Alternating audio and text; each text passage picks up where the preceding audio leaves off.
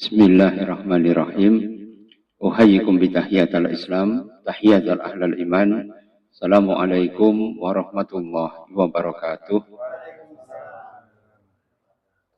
Alhamdulillahilladzi hadana lihada wa ma kunna linahtadiya laula an hadana Allah. Ashhadu an la ilaha illallah wahdahu la syarikalah wa ashhadu anna Muhammadan abduhu wa rasuluhu la nabiyya ba'dah. Amma ba'd.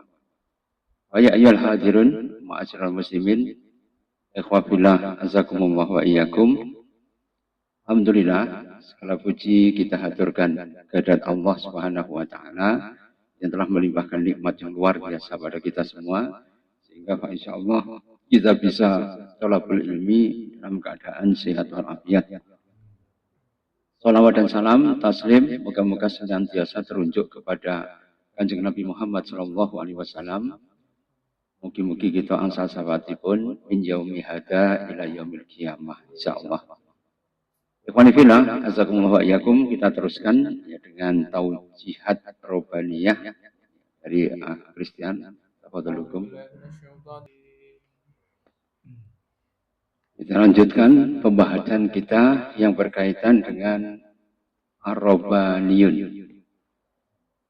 Allah Subhanahu wa taala dalam surah Ali Imran 96 berfirman, "Wa kunu rabbaniyuna bima kuntum tu'alimuna al-kitab wa bima kuntum tadrusun." Jadilah kamu menjadi generasi Rabbani.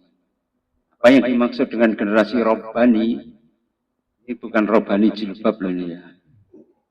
Jadi Rabbani itu adalah yang mempunyai landasan ketuhanan yang Maha Esa, yaitu Allah Subhanahu wa taala. Wa kunu rabbaniyun, ya, dan jadilah kamu menjadi orang Rabbani.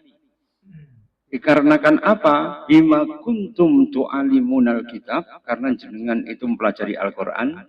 Wa bima kuntum tadrusun, dan karena kita mempunyai kewajiban untuk menyampaikan Quran itu kepada manusia. Karena itu hadis dari Utsman bin Affan itu memberikan sebuah sinyal yang klop ya dengan ayat ini. Khairun nas, sebaik-baiknya manusia, man ta'alamal Quran wa alamahu. Nah, maka sebaik-baiknya manusia itu yang mempelajari Al-Quran, kemudian mengamalkan dalam kehidupan sehari-hari. Nah itu ikhwan fillah, azakumullah wa iyyakum. Imamul Mufassirin, yaitu Ibnu Jarir atau Bari, beliau kemudian memberikan ya suroso. Suroso itu apa? Arti, pengertian yang mendalam berkaitan dengan Rabbaniyun. Dia mengatakan Rabbaniyun itu mempunyai 5 arti. Arti yang pertama, Rabbaniyun itu adalah faqih. Faqih itu adalah ya mendalam pengertian dan ilmunya tentang agama. Yang kedua, yaitu alim. Alim itu apa? Yaitu orang yang mempunyai pengetahuan dan wawasan yang luas. Bukan hanya agama, tapi juga wawasan yang. Kemudian yang kedua, yaitu adalah basir bisiyasah. Maka dia harus mempunyai landep hatinya di dalam bersiasat. Ya. Ketika dia kemudian menggulirkan program-program daripada dakwah. Sebab ya hampir semua para nabi itu menggunakan siasat, namanya siasatul dakwah. Siasat dakwah itu adalah siasah atau strategi dalam menyampaikan dakwah. Nabi Nuh ya, ini da'autuhum jihara wa ini akhlaqtulahum wa asrartulahum israra. Ini kalau Nabi Nuh itu kemudian menyampaikan pada kaumnya itu dengan terbuka. Tapi kadang-kadang juga dengan terang-terangan. Tapi juga kadang-kadang dengan sembunyi-sembunyi. Ini merupakan salah satu bentuk dakwah daripada Nabi Nuh. Nah, tapi kalau Nabi Musa, yaitu ketika berdakwah, itu harus menghadapi banyak penentangan dan protes dari umatnya. Beliau mengatakan, ya qaumi lima tu'dunani. Wahai kaumku, kenapa kamu menyakiti aku terus-menerus? Itu ngudoroso ya, Nabi Musa itu kepada Allah Subhanahu wa taala ya, karena beliau itu harus menghadapi umat yang keras kepala. Ini Nabi Musa. Kalau Nabi Yusuf itu enak, musyarakah. Musyarakah itu apa? Bergabung dengan raja yang musyrik. Dia sebagai Perdana Menteri itu melindungi Bani Israel, tapi kekuasaannya itu bukan Islam murni. Ya, karena Imro Al-Aziz, penguasa bangsa Hiti pada waktu itu adalah tidak beragama tauhid.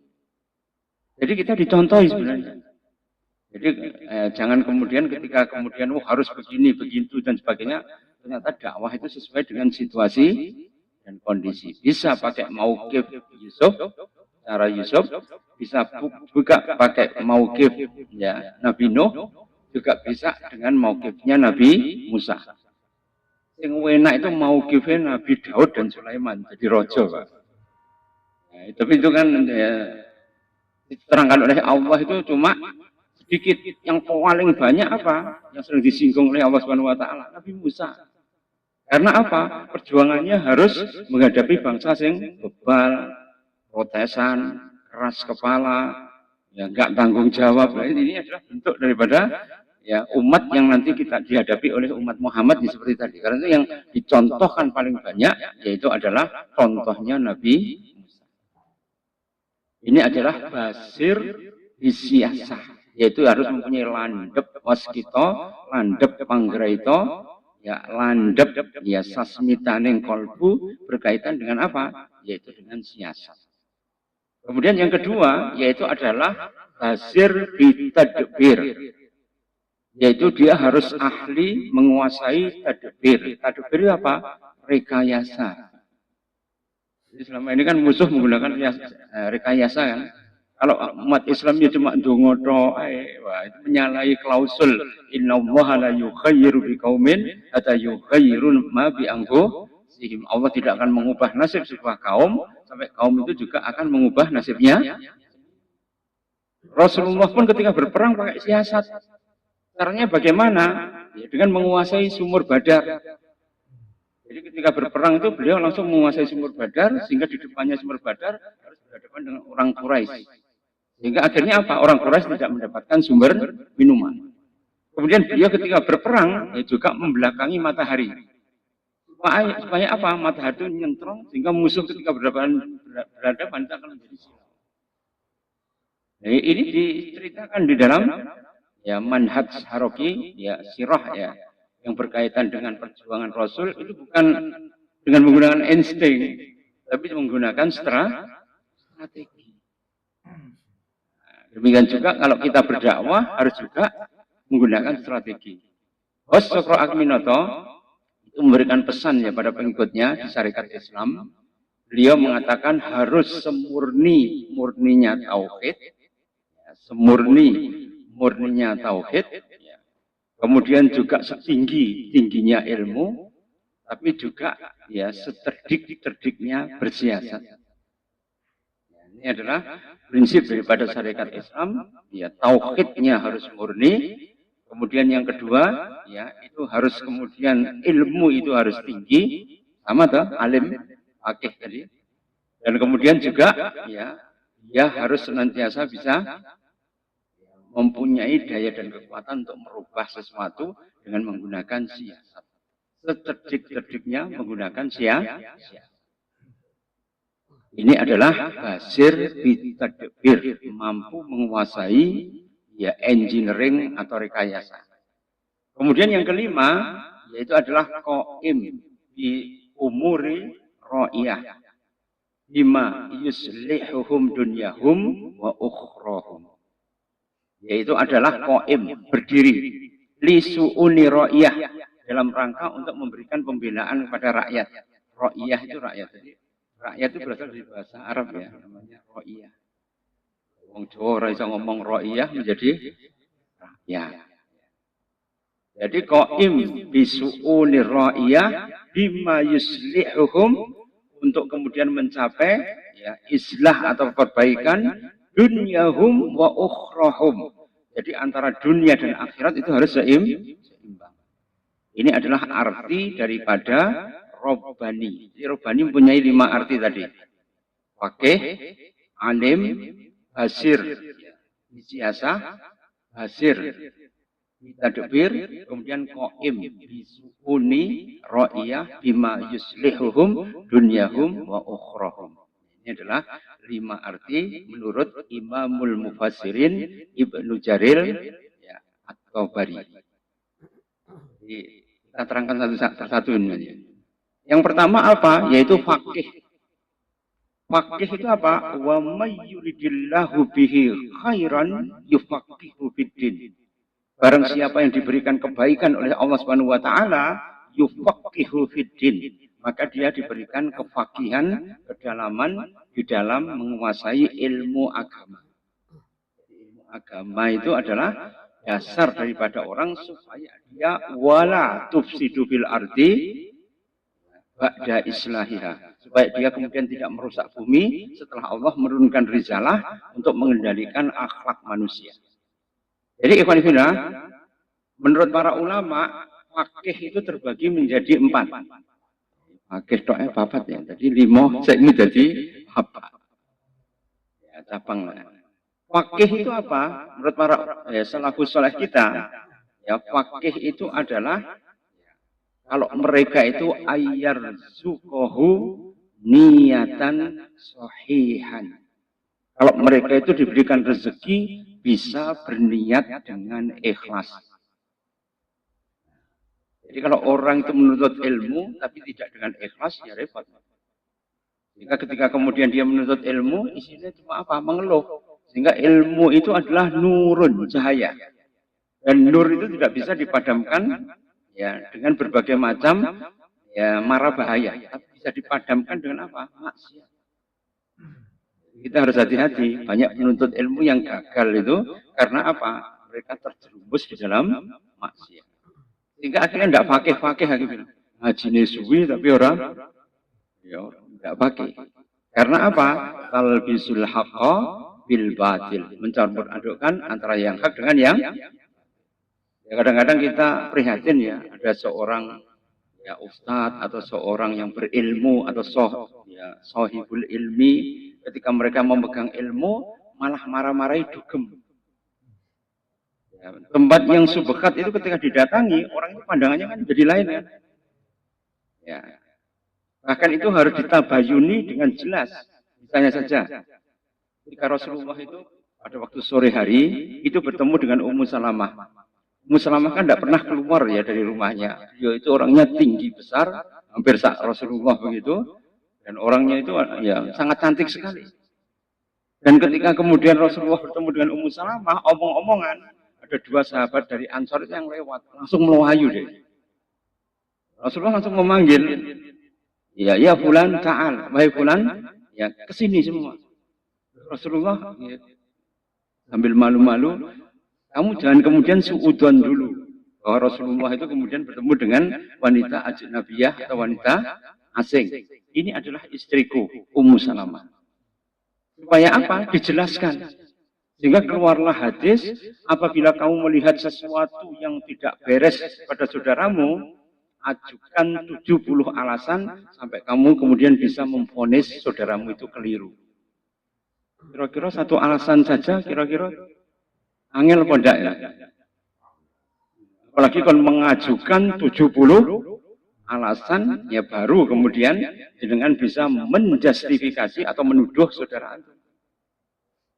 Dalam hadis yang lain, itu juga dikatakan, kamu tidak boleh menuduh saudaramu sampai kamu menginap di rumahnya selama 3 hari. Kira-kira ada orang enggak yang menginap di rumah saudaranya 3 hari? Ya, kalau orang Arab biasa. Karena itu di Turki dulu zaman Khilafah Utsmaniyah itu setiap kota itu pasti ada yang namanya rumah penampungan. Di mana rumah penampungan bagi seluruh para penjelajah, petualang, ya, atau pejalan kaki atau kafilah, ketika mereka itu tidak punya apa-apa, mampir di situ dijamu sampai 3 hari 3 malam. Itu hampir di setiap kota yang ada di ya seluruh Turki. kekuasaan Turki, termasuk Indonesia juga. Dulu di Indonesia itu zaman Demak juga ada gitu. Tapi kemudian zaman Pajang, karena Joko Tingkir itu rodok membusi ya. Karena beliau itu menganut ya manunggaling kawula Gusti ya, sebagian dari pengikutnya, karena Islamnya adalah Islam pedalaman ya. Karena beliau itu mempunyai guru namanya Ki Ageng Tingkir, itu adalah ya masih mempunyai aliran yang berbeda ya dengan orang Sunni. Terjadi ya, Islam itu menjadi mulai menurun kekuatan dan daya wibawanya. Ya, karena itu kenapa kemudian setelah diganti dengan Mataram lebih terjadi perpecahan ya karena itu tadi. Tapi zaman Demak itu moncer sekali. Karena apa? Kiblatnya itu adalah Turki Utsmani. Yang mengirim para wali itu siapa? Mehmed II. Jadi Khalifah Turki itu mengirim Maulana Ishaq, Maulana Malik Ibrahim, ya, Syekh Subakir, semuanya yang ngirim dari Turki sana. Untuk apa? Memberikan dakwah. Dan Wali Songo itu bukan cuma 9 tok, tapi berturut-turut sampai zaman Diponegoro itu masih ada. Ya, termasuk ya sebelumnya itu dikirim terus. Tapi yang paling spektakuler, yang dakwahnya cuma 50 tahun bisa membentuk sebuah kerajaan seperti Demak, yaitu adalah Wali Songo yang sering kita ya dengar tadi. Tapi Wali Songo sebenarnya sangat banyak. Karena itu ikhwan fillah, azakumullah wa iyyakum, fakih itu yang pertama apa? Yaitu ayyarzuqahu niyatan sahihan. Kalau kita dianugerahi oleh Allah, bisa niat dengan ikhlas. Kalau tidak dengan ikhlas, ada riya, ada sum'ah, ada takabur, ya, ada ujub, maka ilmu itu tidak barokah. Nah itu ikhwan fillah, coba jenengan lihat ya, kalau orang itu sombong, ya, akhirnya apa? Ilmunya jadi tidak barokah. Ya, karena itu kenapa kita harus andap asor, tetap tolabul ilmi, dalam rangka supaya apa? Ilmu yang kita emban itu senantiasa barokah. Yang pertama, ayyurzaqahu ya niatan salihah. Kemudian yang kedua, yaitu adalah ayat takidah i'tiqadan daqiqan. Yaitu kita dianugerahi oleh Allah Subhanahu wa taala dengan i'tiqad atau keyakinan yang mendalam. Ma akhwafu ala ummati, yang aku takutkan dari umatku itu apa? Do'ful yakin. Yaitu kalau mereka mempunyai keyakinan yang lemah. Do'ful yakin. Sehingga kalau do'ful yakin, ujung-ujungnya apa? Bisa diperalat. Di Sudan itu, dulu itu ada perlawanan yang sangat luar biasa dari pejuang Islam. Sampai Perancis itu kewalahan untuk menghadapi ya perlawanan daripada para mujahidin tadi. Tapi akhirnya apa? Kirim seorang wanita yang cantik dari Perancis, kemudian wanita tadi ya disuruh untuk jadi mu'alaf, ya kemudian tolabul ilmi di tempatnya Pak Yai yang kemudian menjadi penggerak perlawanan terhadap Perancis tadi, Susi dipek bojo. Begitu kan? Ketika dipek bojo, akhirnya jadi bunyai kan? Ketika jadi bunyai, akhirnya kemudian ya ketika si Yai Sepuh tadi meninggal, otomatis biasanya yang menggantikan ya ketika anaknya itu masih kecil, akhirnya menggantikan siapa? Istrinya tadi. Dan istrinya tadi adalah mu'alaf yang disusulkan oleh ya, pemerintah Perancis. Sehingga akhirnya ya kebetulan itu berdasarkan torikoh ya. Torikoh itu kan kepada gurunya itu wis apa? Wah, handap asor pol wis. Sam'an wa ta'atan. Istilah wong Jawa itu geni. Itu geni apa sing diomongne mesti dicak nih. Ujung-ujungnya apa? Akhirnya kemudian gerakan perlawanan tadi bisa ditaklukkan dengan apa? Dengan wanita tadi. Sehingga akhirnya pemimpinnya yang vokal bisa ditangkapi semua, dipilih pemimpin yang pro dengan Perancis, akhirnya apa? Perancis bisa menguasai Sudan. Caranya gitu akhirnya. Ya. Jadi cara untuk kemudian menekuk musuh itu ya bermacam-macam. Salah satunya dengan menggunakan wanita. Karena itu dingklik, jarik, duwe, wis repot. Wis to, meku-mekanin dunya, gak dingklik, jarik, duwe. Perebutan dingklik itu direwangi dengan berbagai macam cara ya. Sampai ngoplos minyak ya dilakoni. Sampai kemudian membunuh pun, dilakukan pun juga dilakoni semua. Untuk perebutan dipati sampai mengeluarkan preman dalam jumlah banyak ya, hanya untuk kemudian saling berhantam antara masyarakat Padi bersatu dengan grupnya Sadewa tadi yang kemudian menyewa para preman. Akhirnya apa? Yang terjadi ya eskalasi daripada benturan antar masa. Jadi itu memperebutkan apa? Merebutnya dingklik. Kalau dingklik itu kalau kemudian dia dihisap oleh Allah Subhanahu wa taala secara dakikan secara terperinci, wah abot saja. Ya Banda. Oh, ini ada orang yang tidak makan. Oh, ini ada orang yang kelaparan. Oh, ini ada orang yang dizalimi. Oh, ini ada orang yang ini itu dan sebagainya. Kalau orang itu kemudian tidak dipenuhi haknya, dosa. Umar bin Khattab mengatakan, andai kan ada keledai terpeleset sampai ke seleo keledainya, maka nanti yang ditanyakan oleh Allah Subhanahu wa taala adalah Umar. Bayangkan, keledai di negeri antah berantah itu kemudian kecekluk sampai kemudian harus diobatkan oleh pemiliknya, itu yang bertanggung jawab siapa? Karena Umar tidak memperbaiki infrastrukturnya.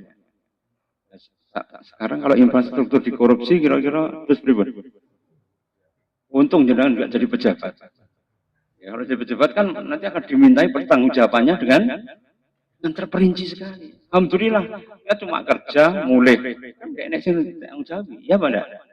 Dan itu kalau jenengan benar-benar ya ikhlas karena Allah Subhanahu wa taala, maka jenengan nanti ketika imannya itu kuat, pintu pengabulan doa dan amalnya itu bagus, ya sudah jenengan akan hidup bahagia di surga. Begitu gampangnya. Tapi kalau pemilik dingklik tadi, wah, urusannya masih panjang sekali. Karena itu ikhwan fillah, jazakumullah wa iyyakum, ini adalah yang kedua, yaitu adalah kita diberikan i'tiqad ya yang kuat dalam rangka kemudian bisa merealisasikan agama. Kemudian yang kedua yaitu adalah kita wa yu'allimu ilman nafi'an. Kita kemudian diberikan oleh Allah jalan lempang untuk bisa mempelajari ilmu yang bermanfaat. Dan kita minta doanya, Allahumma inni as'aluka ilman nafi'an wa na'udzubika min ilmin la yanfa'an, begitu kan? Aku berlindung pada Allah ya dari ilmu yang tidak bermanfaat, la yanfa'. Karena itu ketika kita kemudian mencari ilmu, maka ketika kita lurus menjadi generasi robbani, maka ilmu yang kita ambil itu benar-benar ilmu yang bermanfaat. Karena khairun nas anfa'uhum linas. Sebaik-baiknya manusia yang bisa memberikan manfaat pada manusia yang lain. Bukan memberikan maldharat. Kayak perjanjian Trump kepada Hamas misalnya. Terus gencatan senjata. Tapi semua senjata itu harus diserahkan kepada Amerika. Bodoh karo Hamas kan ditaleni kan.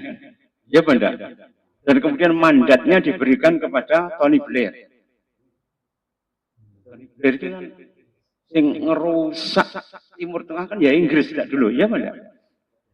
Dulu ketika Turki Utsmani itu hancur, maka Palestina itu menjadi protektorat Inggris. Jadi protektorat Inggris, yaitu kemudian ya karena ada Kongres Balfour itu, kemudian Inggris itu menyerahkan ya, tanah jajahannya itu kepada Israel, sehingga Israel bisa pindah semua. Siapa? Gara-garanya ya Inggris. Nah sekarang ini akan diberikan pada Tony Blair yang juga orang Inggris. Domawon.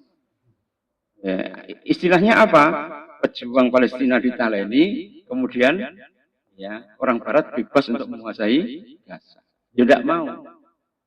Deadlock sampai sekarang. Akhirnya kemudian Hamas memberikan perjanjian usulan lagi, yaitu apa? Kami tidak akan menyerahkan senjata kecuali kalau difasilitasi oleh Arab dan Timur Tengah. Artinya apa? Konco dewe kan. Yang kedua, kami tidak menyerahkan senjata kecuali setelah negara Palestina terbentuk. Dan negara yang terbentuk itu kalau dukungan rakyat jelas pada Hamas. Ini kan kayaknya deadlock juga ya. Karena apa?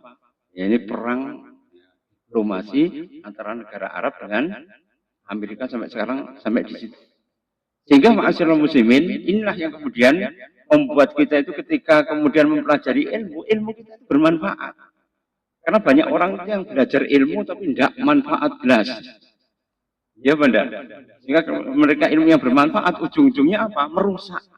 Mempelajari sihir misalnya, itu kan akan merusak kan? Ya, mempelajari ya berkaitan dengan ilmu terawangan. Yang bisi sapa kan tidak jelas. Ya yang bisi ya Gusti Allah. Yang bisi setan, kebanyakan setan. Karena Allah itu memberikan sesuatu itu ketika kalau orang itu istiqomah. Walau istaqamu la asqainakum angqadakan. Jadi Allah itu akan membuka pintu jalan kesuksesan kalau orang itu manistaqamu. Orang itu istiqomah. Baru Allah akan membukakan pintu sukses. Nah, istiqomah itu apa? Istiqomah akidahnya, istiqomah ibadahnya, istiqomah muamalahnya, istiqomah ya, yang berkaitan dengan apa itu? Ya, tolabul ilminya, istiqomah dalam dakwahnya, istiqomah menyebarkan kebaikan dan sebagainya. Nah, ini semuanya itu harus konsisten, Mas. Yaitu kita harus ilmu yang bermanfaat. Kemudian yang keempat. Yang keempat adalah ayyamala amalan solihan. Jadi orang fakih itu diberikan kekuatan oleh Allah bisa melakukan amal soleh. Waman aradallahu bihi khairan asalahu. Barang siapa yang kemudian ya dia dikehendaki baik oleh Allah asalahu, pasti dia akan diberikan madu kehidupan. Wa ma asaluhu ya Rasulullah. Apa yang disebut dengan madu kehidupan itu ya Rasulullah? Rasulullah mengatakan waqala fatahal bab, yaitu membuka pintu. Ayyamala amalan soleh ba'da mautih. Dan orang itu diberikan kemudahan oleh Allah beramal soleh sebelum mati. Itu adalah anugerah yang terbesar Allah Subhanahu wa taala pada manusia itu apa? Diberikan ilham supaya dia kemudian bisa beramal soleh sebelum kan kebanyakan orang itu yang mu'alaf, yaitu kemudian ketika terbuka hatinya itu beribadah minimal 2 tahun, nah itu kemudian nyawanya dicabut oleh Allah Subhanahu wa taala. Tetangga saya itu orangnya itu mabuk ya, dulu polisi, muda sampai pensiun. Pensiun cek mabuk. Ya, apa budal yang masjid itu dia tapi subhanallah, tiba-tiba empuh peristiwa apa itu, moro-moro ya saya waktu ngaji itu, kayak wis budal nggak sarung itu, ya, yang masjid, wah apa ngomong kaget, wah tuh ngaran yang masjid, wah tengah jalur gunung kan aren loh, artinya apa kadingaren kan gitu. Kadingaren kok sholat. Akhirnya orang-orang wis jelas ya. Karena dia setiap hari sholat jamaah terus, akhirnya orang wis tidak berkomentar lagi. Setelah sampai 2 tahun, ya tiba-tiba dia meninggal loh, hari Jumat. Itu pemabuk sejak muda. Jadi ma'asyiral muslimin, jadi anugerah yang terbesar dari Allah itu apa? Apabila dikehendaki baik oleh Allah Subhanahu wa taala, fatahal bab ayyamalas amalan soleh, maka dia diberikan bukakan pintu oleh Allah Subhanahu wa taala supaya beramal. Tapi ada juga seorang haji, oh itu terkenal ya, sudah haji, tokoh masyarakat, nek ngomongin dalil tok ae. Nah, suatu saat itu saya pas nyontek di lokalisasi Suko. Itu di Sumber Pucung. Oh ya lokalisasi Suko. Yang belok kiri itu ya. Kalau dari Malang. Nah, itu ketika disontek itu ternyata dia kesusu, antri deh. Ya, si tokoh tadi. Ketika dia kemudian numpai seorang pelacur, tiba-tiba nyawanya dicabut oleh Allah Subhanahu wa taala. Gak mau apa ya, sehingga keluarganya itu ketika mengevakuasi dia ke rumahnya itu kan ya izin tuh, Pak. Ya Banda, bayangkan ya, tokoh terkenal, ya, kalau dia itu religius dan sebagainya, tiba-tiba matinya di petingkring, di apa itu di lokalisasi. Suatu yang ironis sekali. Ya karena apa? Karena itu su'ul khotimah, enggak delok-delok tadi. Yang penting orang istiqomah tadi kan diampuni kan, sehingga orang itu meskipun mabuk sekian tahun ya dimakfu oleh Allah Subhanahu wa taala dan mati dalam keadaan husnul khotimah. Sedangkan orang tadi kelihatannya religius, ujungnya apa? Ya mati karena dia berzina. Jadi ikhwan fillah, azakumullah ya seperti itulah kehidupan. Karena itu kadang-kadang ya jarak seseorang dengan kakinya itu dengan surga itu masih jengkal tok saja. Tapi didahului takdir karena apa? Tidak bisa menguasai hawa nafsu. Jatuhlah dia itu ke dalam ya subhat dan jatuhlah dia itu ke dalam kemaksiatan. Karena itu orang yang fakih itu bukan yang banyak ilmunya, tapi orang yang takut pada Allah Subhanahu wa taala. Laisal ilma bikasratir riwayah. Bukannya ilmu kalau banyak riwayat. Kalau dia cerita riwayat itu bukan itu. Walakinal ilma khosyah. Tapi ilmu itu adalah khosyah, yaitu rasa takut. Sehingga kalau orang takut pada Allah Subhanahu wa taala, ya, maka ya dia kemudian akan mempunyai rem yang sangat cakram. Rem cakram begitu dia maksud gitu kan. Rem angin-angin. Trut mabruk nabrak. Karena remnya angin-angin. Ya, harus dipuancal terus sampai kemudian berhenti. Tapi kalau cakram tinggal diset gitu langsung berhenti. Ini bedanya orang itu kalau sudah istiqomah, ya pasti dia akan punya kekuatan bisa mengendalikan diri. Ya, karena itu orang yang fakih tadi, akhirnya, yaitu adalah orang yang kemudian dianugerahi Allah niat yang sahih. Sehingga ketika dia berniat dengan apapun, dia itu akan diberkati oleh Allah Subhanahu wa taala. Kayak misalnya Nabi Daud. Nabi Daud non ya, dulu itu kero. Terus wongnya cuwilik. Terus kerjanya sebagai gembala sapi. Terus orang perejengan menjadi prajurit. Dan itu kemudian Nabi Samuel itu kemudian memilih orang yang bisa membunuh Jalut menjadi perwira.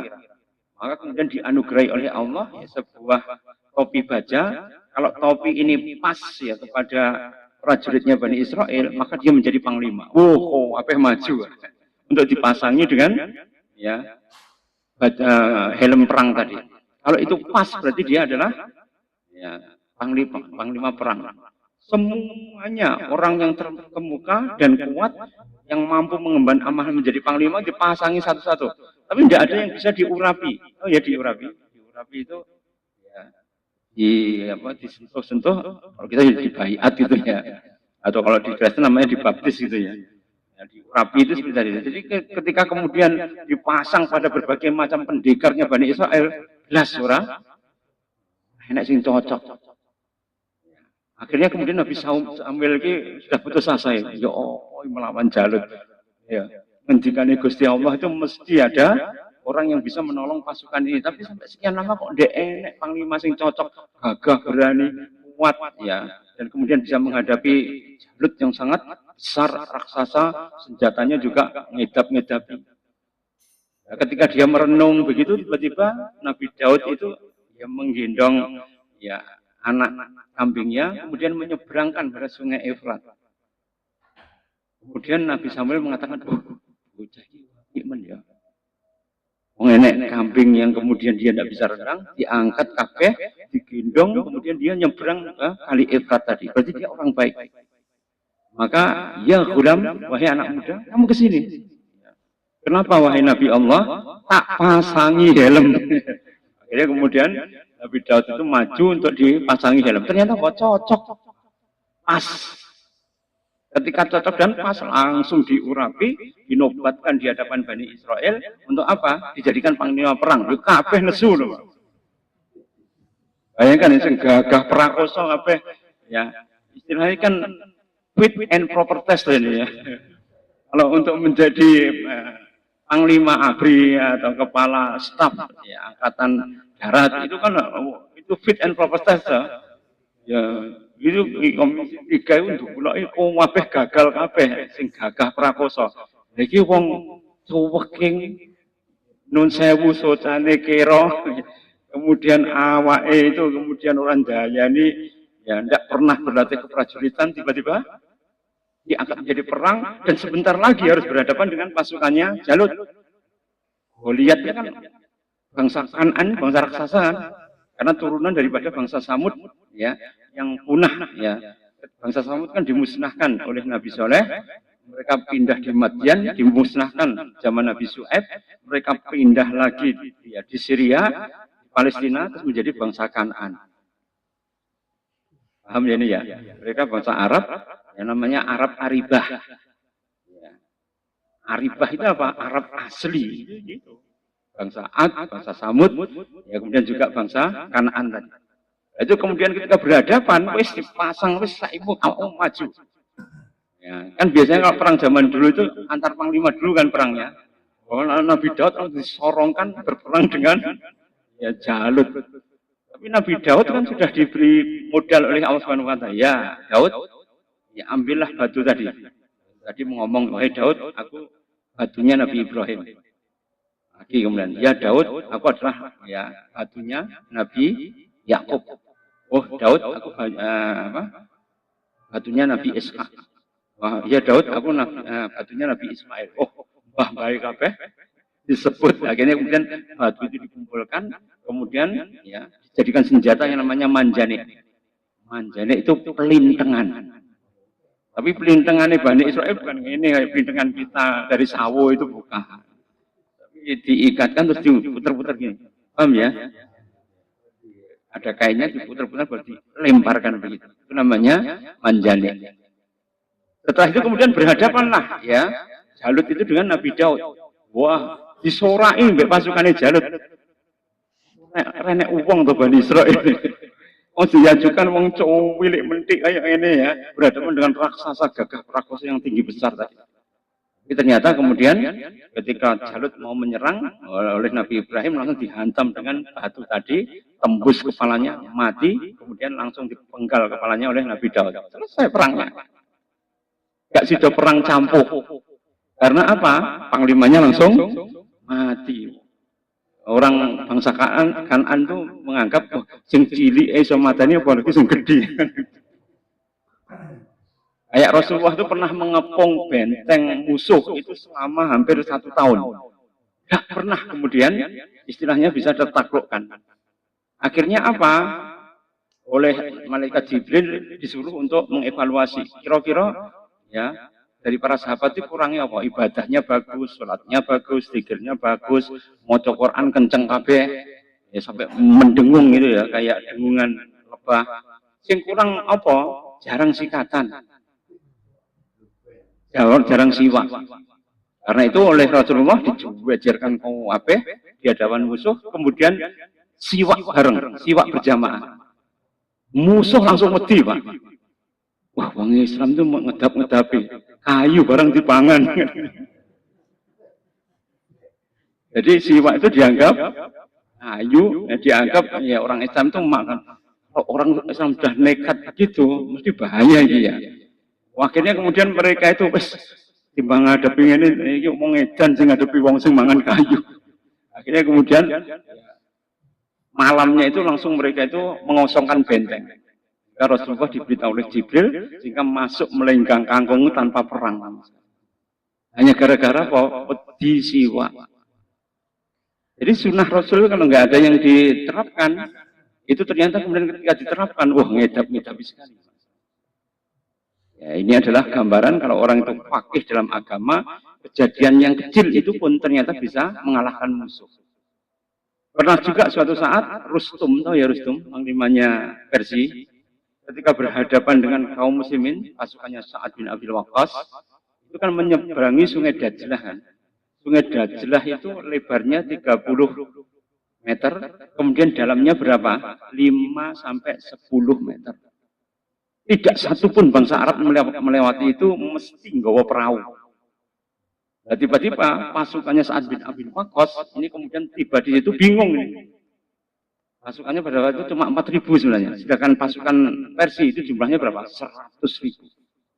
Jadi 100.000 melawan 4.000. Sehingga ketika kemudian mereka menyembang sungai Dajlah, yaitu kemudian dilihat oleh Rustum. Wah, ini kalau dia masuk sungai itu pasti tenggelam semua nanti. dalamnya itu 5 sampai 10 meter, kuda mereka pasti akan terhanyut semua. Tapi ma'asyiral muslimin, akhirnya Sa'ad bin Abi Waqqas berdoa pada Allah, disuruh kaum muslimin itu ketika kemudian lewat itu bergandengan. Bergandengan satu dengan yang lain. Ketika bergandengan bismillah, mereka ternyata nggak tenggelam. Ya, masuk di air tapi bisa berjalan sampai di tepian. Ketika sampai di tengah, tiba-tiba girbah. Ya, peples airnya itu loh, kan namanya girbah dulu. Oh ya, peples. Sekarang kan ada peplesnya ini. Apa? Minum itu loh. Itu peplesnya itu ada yang kemudian terhanyut. Maka seluruh pasukan itu langsung berhamburan, ya, nulungi koncone untuk mencarikan peples atau tempat minuman tadi. Rustum langsung kaget, sok dia. Iki peples itu nulungi wong sakmono mbane. Kalau dia maju perang kira-kira apa? Ya, bisa mengalahkan musuh dengan mudah kan? Maka kemudian ahli nujum itu adalah dukunnya dari Persia itu mengatakan, wahai Panglima, kalau kamu menghadapi pasukan ini mesti kalah total. Jadi kamu tidak usah menghadapi, kalau kamu menghadapi aku nggak mau bertanggung jawab. Dukun ini ngomong. Akhirnya apa? Rustum mundur, 100.000 pasukan melawan 4.000 kalah. Karena apa? Solidaritas mencari peples. Solidaritas mencari tempat minum tadi. Jadi kaum muslimin itu satu tempat minum saja diperebutkan, ditulungi banyak orang. Seluruh pasukan yang berpegangan tadi langsung berbelok untuk mencari tempat air tadi. Jadi kalau perang kira-kira bisa bekerja sama apa enggak? Allah bisa bekerja sama. Indonesia kan enggak kan? Ya. Indonesia hilir sampai hulu dilek dewe semua. Iya apa enggak?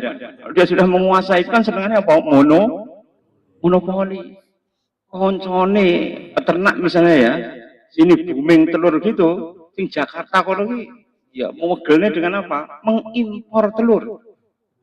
Bayangkan, sini pas panen raya, sana mengimpor telur, banyaknya barang yang masuk, kira-kira harga menjadi naik apa turun?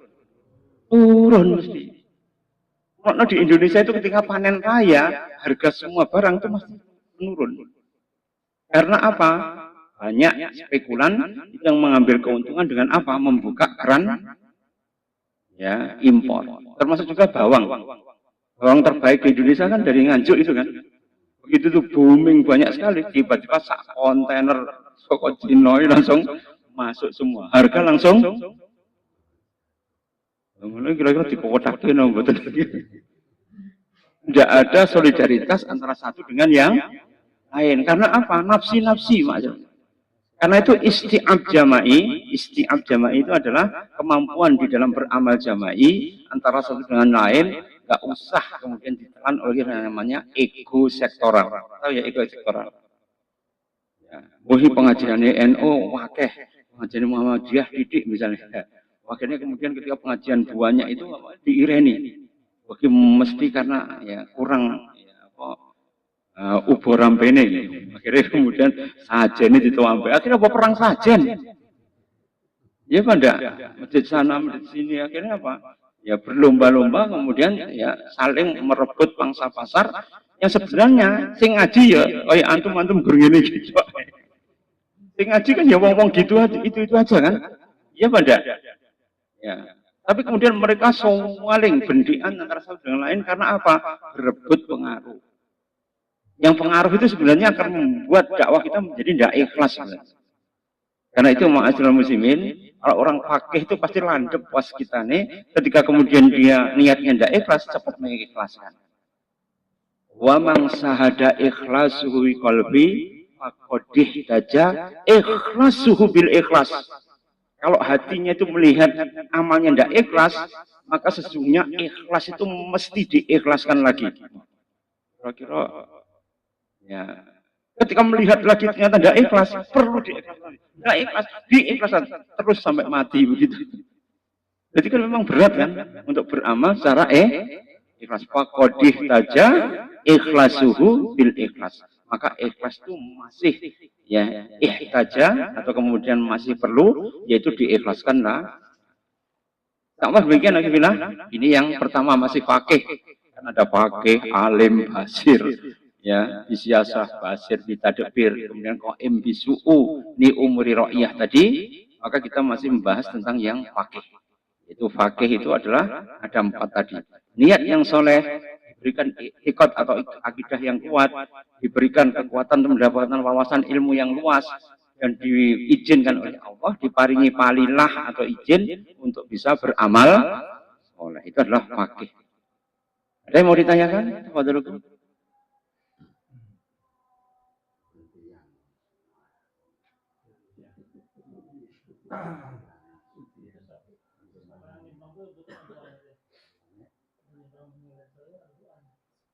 Ada doanya, tapi saya lupa. Ya, sama ada doanya. Nanti tak carikan kalau temu nanti bisa. Tapi sudah diterapkan, antum punya banyu bisa kentir. Karena sing doa Sa'ad bin Abil Waqqas yang dinas oleh Rasul, doanya mesti dikabulkan. Jadi Sa'ad bin Abil Waqqas itu kelebihannya apa? Didoakan Rasulullah dengan 2 doa. Pertama, doanya pasti makbul.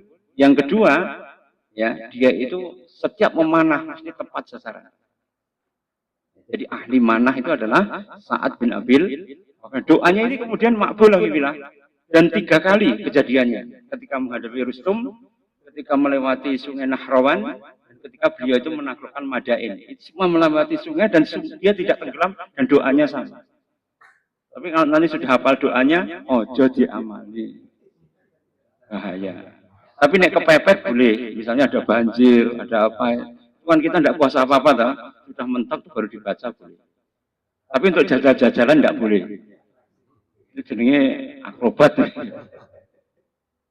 Dulu kan ada teman itu belajar di Warok itu loh.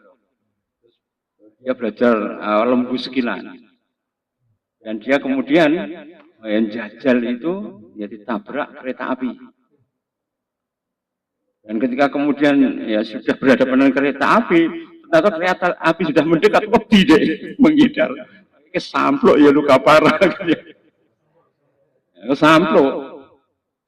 Ya, karena apa? Jajal. Jadi ilmu agama bukan jajalan. Kayak kemarin gempa di Pakistan itu, ketika kemudian semua ambruk tadi, ya seseorang itu mengucapkan astagfirullahaladzim, maka kemudian beton itu nyingkir dewe. Itu pas gitu, ya pas begitu. Pas kepepet baru kita berdoa, Allah akan mengabulkan untuk jajal-jajalan, jangan. Ya. Kemudian ada perguruan silat juga begitu. Berdoa gitu, ilmu kebal dipasangi bondet di kepalanya. Tahu ya bondet? Bondet itu mercon gede itu loh. Ya, sudah ngerapal aji ya tameng wojo begitu ya, kemudian diletakkan di sini meledak, itu yang Saiful Anwar ya. Yo Gegarota akhirnya mati pendarahan otak. Mati orangnya. Itu di alun-alun Probolinggo itu. Tidak bisa untuk jalan-jalan, tidak bisa. Ya, karena apa? Ketika kemudian itu meledak, bondet dan sebagainya, itu bisa menimbulkan karena apa? Ilmu agama bukan untuk pamer. Fakih tadi apa? Diberikan rezeki oleh Allah, berniat yang lurus, niatnya hanya untuk Allah, bukan untuk pameran. Ya, di mana itu Pangandaran juga begitu. Ada anak SDIT ketika melihat orang latihan tenaga dalam begitu ya, debus. Itu anak-anaknya itu ketika melihat ombak itu oleh gurunya, ayo anak-anak, apa kalau melihat keadaan alam? Masya Allah, la khawla wa la quwata illa billah. Debusnya tembus, Mas. Debusnya itu tembus, Mas. Itu di Pangandaran. Anak SDIT. Wah, akhirnya kemudian dukunnya itu ngamuk, Mas. Sehingga kemudian dukunnya yang debus itu kemudian mengirim apa itu jengges itu kepada anak SD, semuanya kesurupan. Kesurupan tadi akhirnya kemudian ya, kebetulan SDIT kan ustadznya akhirnya disong ru'yah kan. Akhirnya diru'yah di tempat itu akhirnya sembuh semua. Itu kan menimbulkan konflik kan. Itu cuma mengucapkan Masya Allah, la haula. Kalau doanya melihat keindahan alam kan begitu kan. Ya, Masya Allah, la haula wa la quwata illa billah. Tapi kalau melihat keberhasilan orang lain, barakallah. Kalau melihat keberhasilan Kalau melihat ya diri sendiri itu adalah masya Allah. Jangan kebalik nanti bilang. Kalau melihat orang susah itu barakallahu, bahkan orangnya banyak, barakallahu jami'an. Kepada kamu semua apa? Tidak terkena penyakit ain. Ya penyakit ain. Kan sering jenengan melihat loh, artis A ketika baru manggung tiba-tiba pulang sakit mah, dirawat sampai rumah sakit berhari-hari. Gitu kan? Itu karena apa? Ketika dia manggung banyak yang iri, kena ain, sakit dia. Karena apa? Niatnya untuk tampil itu hanya untuk mencari uang. Coba lihat semua para pemain lawak, penyanyi dan sebagainya kan sakitnya berat-berat semua. Ya benar. Kasino, Dono, ya, itu kan kanker semua. Basuki, kenaikan serangan jantung, Gepeng, kemudian muntah darah, levernya pecah. Bing Selamet juga pecah levernya ketika berada di panggung. Oh ya Bing Selamet. Ya. Arsan. Enggak mati-mati tesi malah. Jadi hampir semua Dukul malah stroke sampai sekarang. Kekayaannya melimpah rumah Dukul punya kos-kosan berapa. Tapi tidak bisa menikmati ya. Karena itu antum ini alhamdulillah orang kena orang terkenal tapi mangan pecel sih enak. Ya benda, sampai mangan sak mangan sih enak. Ya, sak turu ya, ya lagi disendek ini lebak turu sampai isu. Jadi hampir semuanya orang lain tuh nggak bisa tidur. Saya lihat tuh banyak pejabat tuh nggak bisa tidur pak. Karena apa? Sesuk kudu ini, sesuk kudu itu. Nah, antum kan enggak toh. Orang naik tanggungan belas. Budal yang pasar, mulai, ya wes selesai. Ya toh? Orang naik tanggungan yang berkepanjang. Nah itu syukurlah antum semua, karena apa? Hidup sederhana. Karena ciri orang Islam itu hidupnya basatoh. Basatoh itu apa? Sederhana itu kok enggak banyak tanggungan. Tanggungannya ya keluarga tok. Dan tanggungan keluarga itu pertas jalan untuk masuk surga. Oh enak toh. Untuk keluarga sing wakeh tidak apa-apa. Karena sebagian banyak tanggungan itu adalah perejengan orang yang menjadi ahli swarga. Pernah ya hadisnya saya sampaikan? Yang dulu diminta oleh Pak Maulana itu hadisnya. Ada 5 hal yang merupakan perejengan orang masuk. Salah satunya adalah orang yang ya sohibul iyal. Sohibul iyal apa? Orang yang mempunyai tanggungan banyak. Kalau jenengan punya tanggungan akeh, ya itu perejengan masuk surga. Termasuk hutang juga. Yang penting disaur. Utang negara mbuh sing harus apa. Saya kira begitu Akilah. Ada yang ditanyakan. Semoga ini bermanfaat. Insyaallah kita sambung minggu depan dengan ya Imamul Mufassirin ya Ibnu Jarir At-Tabari yang menerangkan tentang Robbani. Karena ciri Islam itu adalah Robbaniyah. Robbaniyah itu apa? Itu berorientasi kepada Allah Subhanahu wa taala tanpa reserva dengan meniadakan selain Allah Subhanahu. Aku lupa lihat. Astagfirullahaladzim wa lakum. Allahumma fiqh lakum min thariq. Assalamualaikum warahmatullahi wabarakatuh.